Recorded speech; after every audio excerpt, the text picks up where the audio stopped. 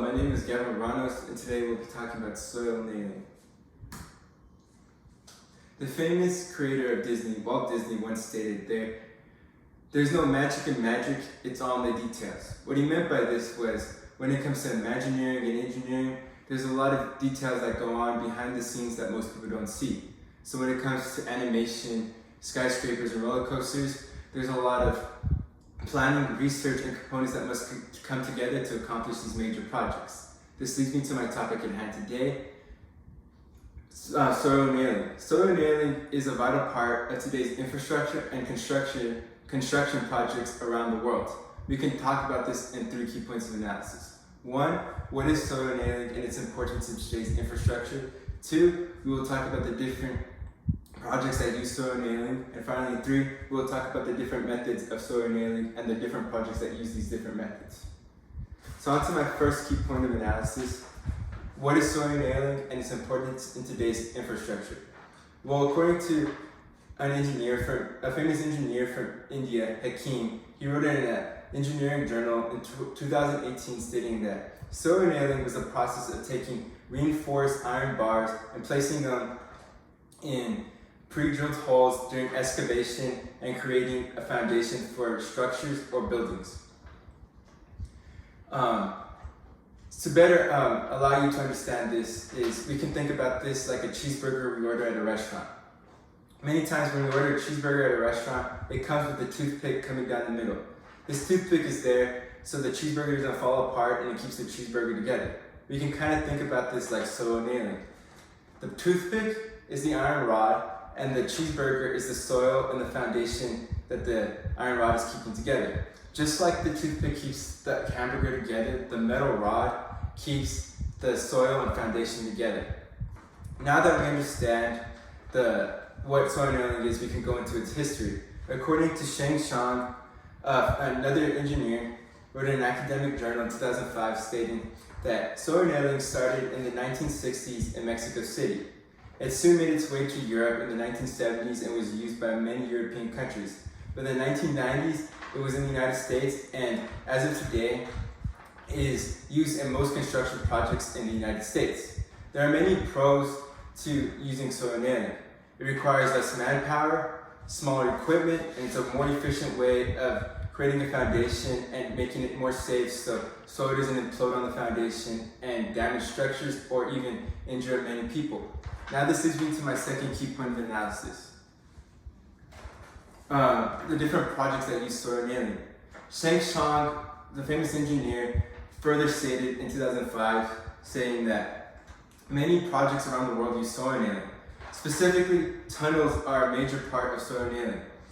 In order for when a tunnel goes through a mountain, in order for the mountain not to implode on the tunnel and kill a lot of people, soil nailing is a process done here. We can kind of think about this like a ceiling or a roof.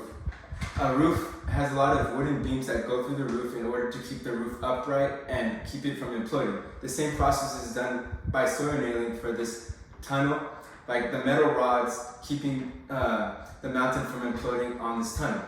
We can further look at this at soil nailing at many urban projects. When it comes to skyscrapers, they're built in a lot of dense areas where there's a lot of foundations in that area.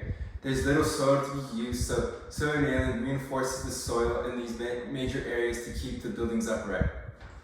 We can see real-life examples of this. For example, according to skyscraper.org, a famous skyscraper database, we look at the famous skyscraper in Chicago, the Sears Tower. It was one of the first skyscrapers in the United States to use soil nailing. Furthermore, according to TxDOT, a government entity, it stated that I-10, the interstate running through Texas from El Paso through Houston, it states that I-10 has a lot of different elevations, and soil nailing is very much of a need here because of the different elevations. It keeps the soil in place so when it goes up in elevation, the soil does not slip and the road does not implode on itself. Finally, this brings me to my last key point of analysis, the different methods of soil nailing. According to famous engineer from India, Bandara, he wrote in an academic journal in 2022, there's 3 different kinds or different methods that are mainly used of soil nailing. The first one is jet grouted soil nailing. This kind of soil nailing is used in many bigger projects. It requires bigger equipment, and it's done by eroding the ground and placing bigger iron rods, and these iron rods can range from 30 to 40 feet in order to keep the soil from imploding on itself. We see this a lot in skyscrapers or major stadiums or arenas. Finally, this brings me to the next method, driven nailing. This is the weakest kind of method. This is used for temporary excavation, and these are not used for many projects, only for temporary work. This is done by using a mechanical drill and smaller iron rods, and this method of soil nailing uses the smallest nails. And finally, this leads me to my last method, grouted nailing. This one is the most common kind of nailing or soil nailing, and is used in most projects around the world, especially on roadways and interstate systems. This is used by hammering in a metal rod on the side of a slope, and it's very common. So finally, this leads me to my conclusion. Today, we talked about 3 key points of analysis. What is soil nailing and its importance in today's infrastructure? 2, the different projects that use soil nailing. And finally, 3, the different methods of soil nailing.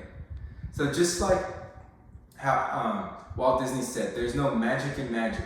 It's all in the details. Which related to my topic of soil nailing. There's many things that go beyond structures we see. Soil nailing is a small detail like Walt Disney says, it's just not magic. Thank you.